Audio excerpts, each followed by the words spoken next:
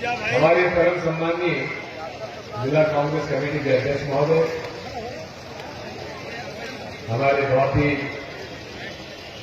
जुझारू और अनुभवी हमारे भाई और पूर्व सांसद और जिला प्रभारी भाई छत्रराम शर्मा जी,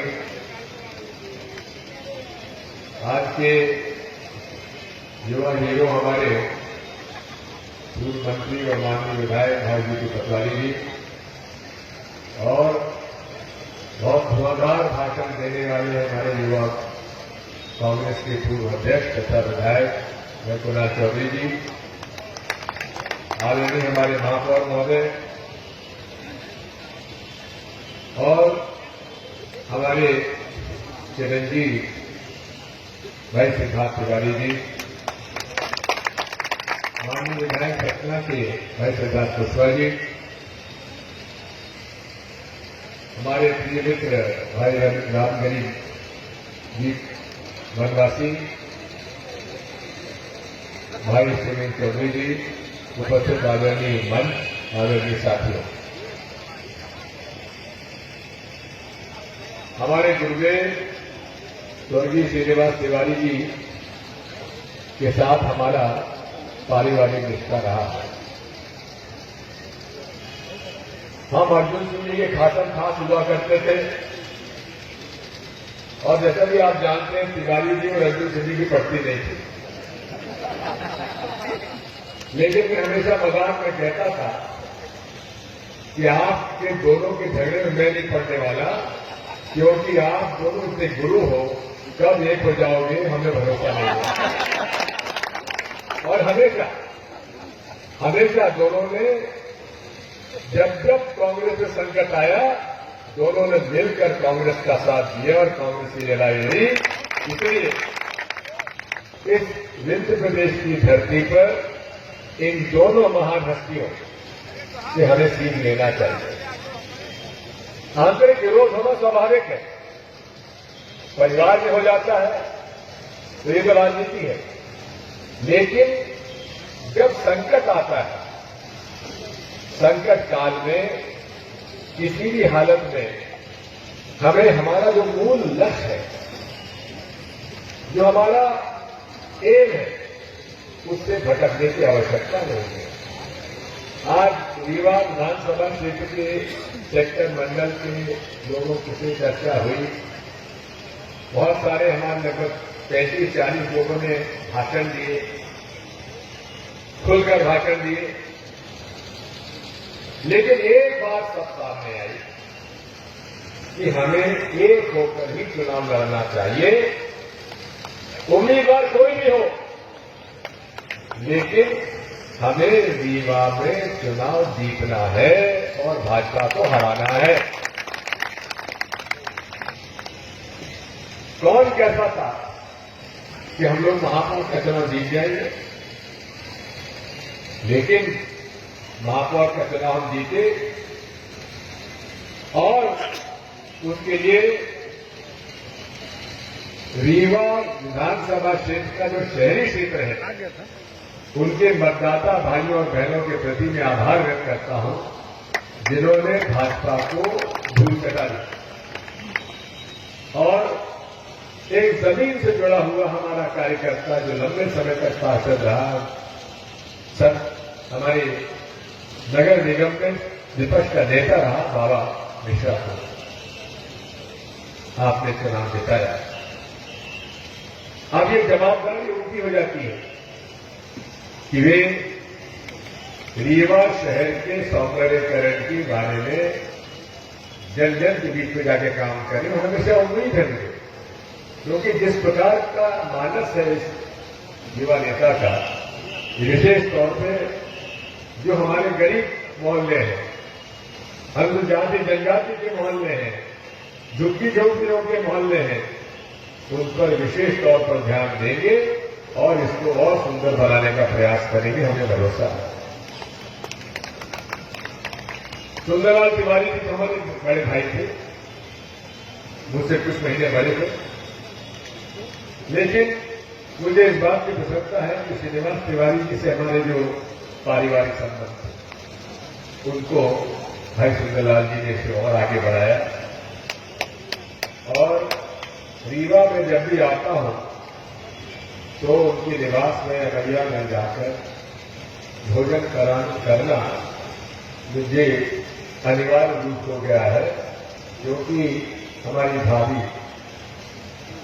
और सिद्धार्थ की माता जी के हाथ पर बना हुआ खाना हमको बड़ा पसंद है। और उनका जो लाल मिर्ची का अचार है वो हमेशा मुझे मिल जाती है। दोनों हमारे आदरणीय गुरुदेव और सुंदर भैया हम लोग आज स्मरण करते हैं, वो सिद्धार्थ में भी अक्सर करते हैं। सिद्धार्थ ने मेहनत करना तो शुरू किया है, जनता के बीच में जा रहा है। इसको मैंने कहा था कि जनमानस में काम करना है तो थोड़ा झुकना सीख।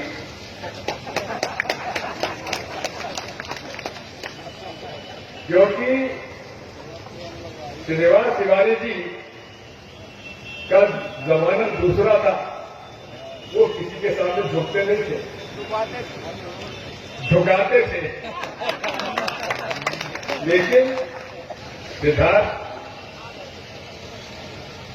ने अपना काम करने के तरीके में फर्क किया है और जनमानस के बीच में जा रहा है। 17 सितंबर से लेकर आज तक सभी विधानसभा क्षेत्र में इसने जन अधिकार की यात्रा की है। यही तो राजनीति है।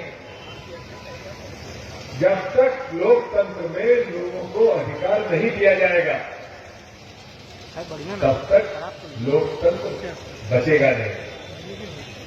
यही तो मूल आधार है लोकतंत्र का। विपक्ष का रोल क्या है? विपक्ष का रोल यह है कि जनता के बीच में रहकर जनता की आवाज बुलंद करे। बिजली के बिल बढ़े हैं, आंदोलन करो। गरीब को समझाया जा रहा है, आंदोलन करो। गोविंदगढ़ के अंदर और सतना की जो रेल मिल रहा है, सिंगरौली की निकल रही है, उसमें लोगों को मुआवजा नहीं मिल रहा है। किसान आंदोलन कर रहे हैं, तुम उनके साथ जुड़ो। लड़ाई तो लड़नी पड़ेगी, क्योंकि जिस विचारधारा के साथ हमारी लड़ाई लड़ रही है वो मूल रूप से लोकतंत्र विरोधी है और जन अधिकार के विरोधी है। वो स्वयं को अधिकार देने के पक्ष में है और यही तो नरेंद्र मोदी जी कर रहे हैं कि वो सारे अधिकार अपने में समेट रहे। ये लोकतंत्र नहीं है। लोकतंत्र वो है जो सत्ता का विकेंद्रीकरण होता है। महात्मा गांधी ने ग्राम स्वराज की कल्पना इस देश को दी थी और राजीव गांधी जी ने लोकशाही को और आगे बढ़ाने के लिए पंचायतों को नगरपालिका नगरों के लिए संविधान में परिवर्तन किया। 73 में 74 में संविधान संशोधन में, और उसी के आधार पर हम लोगों ने इस प्रदेश में पंचायती राज लाए और जनपद पंचायत, जिला परिषद और ग्राम पंचायत नगरपालिका नगर में उनको अधिकार दिए। आज मुझे बताया जाता है कि कोई ऐसी जनपद नहीं है जहां 100 से 250 तक लोगों को रोजगार शिक्षक कर्मी और गुरु जी के न दिए गए हैं। कोई ऐसी पंचायत नहीं है जहां पंचायत कर्मी और आंगनबाड़ी कार्यकर्ता सहायता पर नियुक्तियां नहीं हो। जन स्वास्थ्य बनाए गए, गौ सेवक बनाए गए। मैं चुनौती के साथ कहता हूं कि जो भारतीय जनता पार्टी 18 साल में नौकरी नहीं दे पाई, हमने 10 साल में उसकी नौकरियां देके दिखाई। आज बैकलॉग है, अनुसूचित जनजाति की बड़ी तारीफ की जा सकती है, लेकिन बैकलॉग भर्ती को नहीं की जा रही है। भर्ती करो, नौकरियां दो। एक हैबिट हो गई है, एक काम करने का तरीका हो गया है। नौकरियां निकालो, लोगों से फॉर्म भरवाओ, 10 करोड़ रुपए इकट्ठे करो, पेपर आउट करो और इम्तिहान निरस्त करो।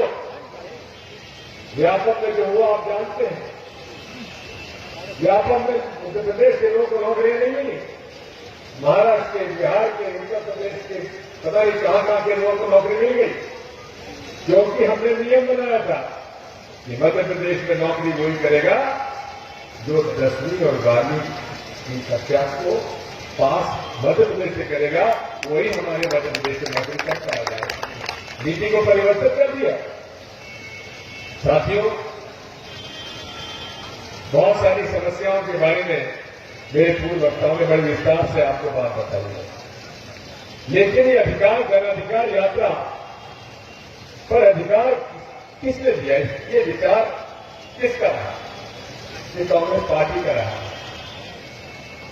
मैं पूछना चाहता हूं, सूचना का अधिकार किसने दिया? कांग्रेस ने दिया।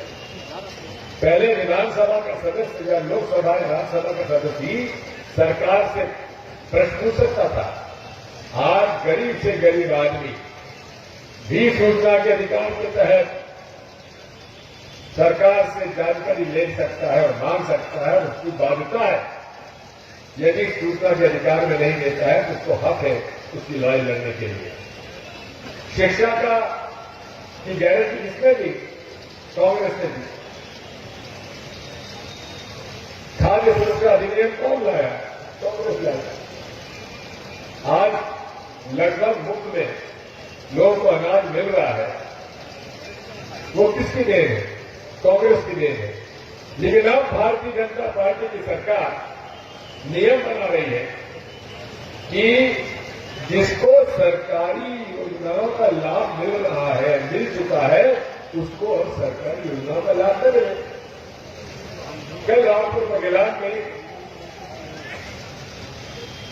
प्रजापति परिवार से बातचीत हुई, हमारे कुछ लोगों की, पत्रकारों की। उसके घर में 7 सदस्य थे। अब उसको प्रधानमंत्री आवास योजना का एक मकान मिल गया, वो अधूरा है, क्योंकि उसमें किस्त लेने में कितनी कमीशन लगती है बताने की मुझे आवश्यकता नहीं है। 20,000 से 30,000 रुपये जब तक कमीशन ना दो तब तक पहली किस्त की रिलीज नहीं होती है। और आधा बना हुआ मकान पड़ा हुआ है, वो प्रजापति जी अपने पुराने घर में रह रहे हैं।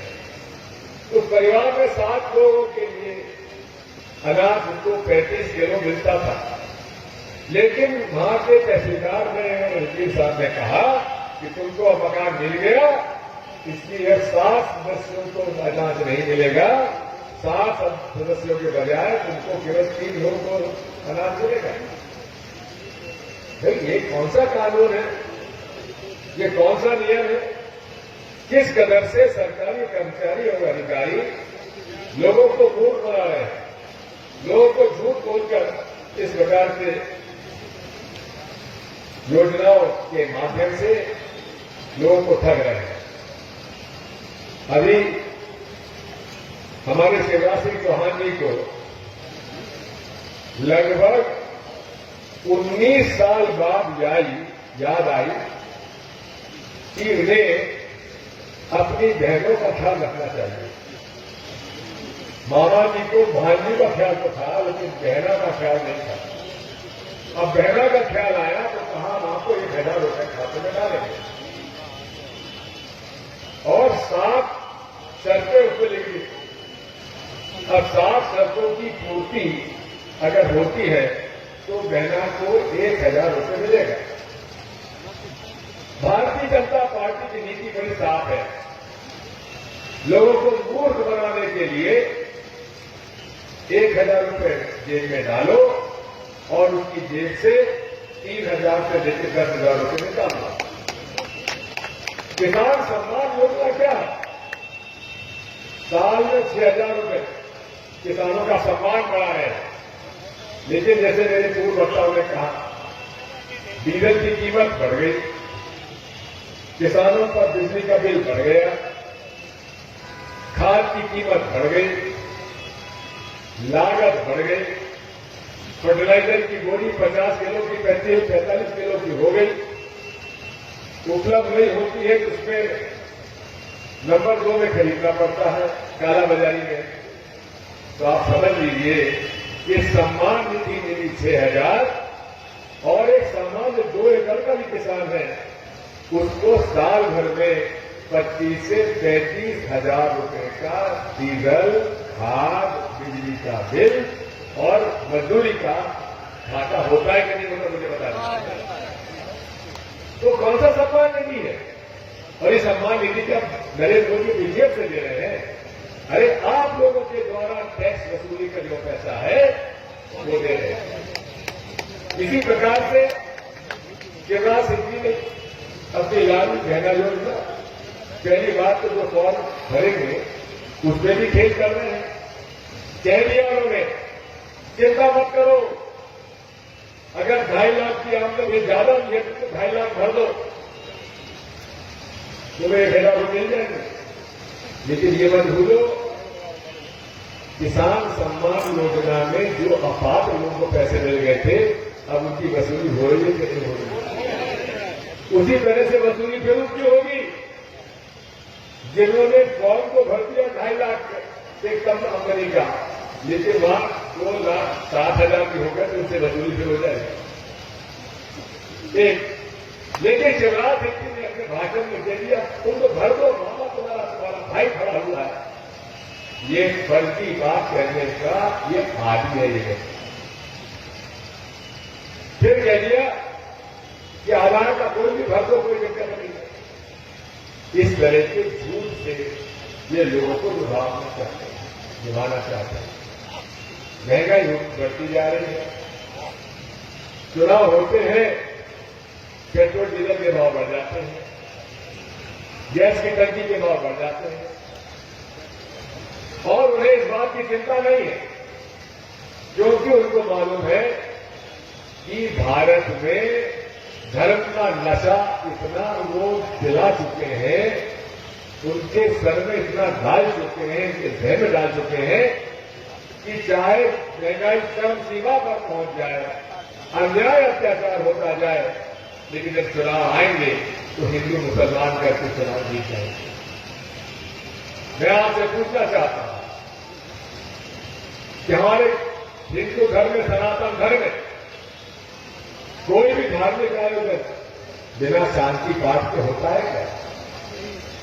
शांति पाठ होता है और शांति पाठ से ये ईश्वर से कामना की जाती है, प्रार्थना की जाती है कि हमारे घर में शांति हो। लेकिन मैं आपसे पूछना चाहता हूं कि अगर पूरे मोहल्ले में जहां हिंदू मुसलमान दोनों रहते हैं, शहर में, कस्बे में, अगर दोनों के बीच में कटुता फैली, झगड़ा हुआ, फसाद हुआ, हिंसा हुई, लड़ाई हुई, दंगा हुआ, फसाद हुआ, तो क्या शांति कभी रहेगी? अशांति के वातावरण में कभी विकास नहीं हो सकता। इसी प्रकार से हमारे सनातन धर्म में हम जब नारा लगाते हैं तो नारा ही लगाते हैं, धर्म की जय हो, अधर्म का नाश हो, विभिन्न प्राणियों में सद्भावना हो। प्राणियों में सद्भावना, प्राणी में सब कुछ आ जाता है, चाहे हिंदू हो, चाहे मुसलमान हो, चाहे ईसाई हो, चाहे सिख हो। प्राणियों में सद्भावना, उसका कल्याण हो, ये नहीं होता है कि हमारा ही कल्याण हो। ये सनातन धर्म है जिसे ये भारतीय जनता पार्टी के लोग बिगाड़ रहे हैं। कहते हैं हिंदू धर्म को हिंदुत्व को खतरा है, हिंदू धर्म। पहली बात तो हिंदुत्व का कोई लेना देना नहीं हिंदू धर्म। और ये कहते हैं कि हमारे धर्म को, हिंदू धर्म को खतरा है। अगर 500 साल के मुगल और मुसलमानों के राज में हिंदू धर्म का कुछ नहीं बिगड़ा, 150 साल के ईसाइयों के राज में कुछ नहीं बिगड़ा, तो अब हमारे राष्ट्रपति, प्रधानमंत्री, मुख्यमंत्री सब हिंदू हैं, तो खतरा किससे हो गया हम लोगों को?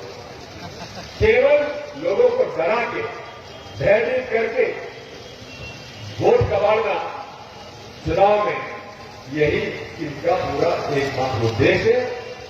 इसलिए ये जन अधिकार यात्रा को सफल आप लोगों ने बनाया। आप सबको बहुत बहुत धन्यवाद। मैं आपसे एक ही बात कह सकता हूं, इस देश में कांग्रेस ही वो पार्टी है जिसने गरीब की मदद की है, विचारधारा का प्रश्न। अनुजाति जनजाति को आरक्षण दिया तो कांग्रेस ने दिया, भारतीय संविधान ने दिया। जैसा कि सुरेंद्र चौधरी जी और राम गरीब जी बोल रहे थे कि भारतीय संविधान आज खतरे में है और भारतीय संविधान को कि खतरे को संविधान को बचा सकता है तो केवल कांग्रेस पार्टी बचा सकती है, कोई पार्टी वाला नहीं बचा पाएगा, ना बीएसपी वाला बचा पाएगा।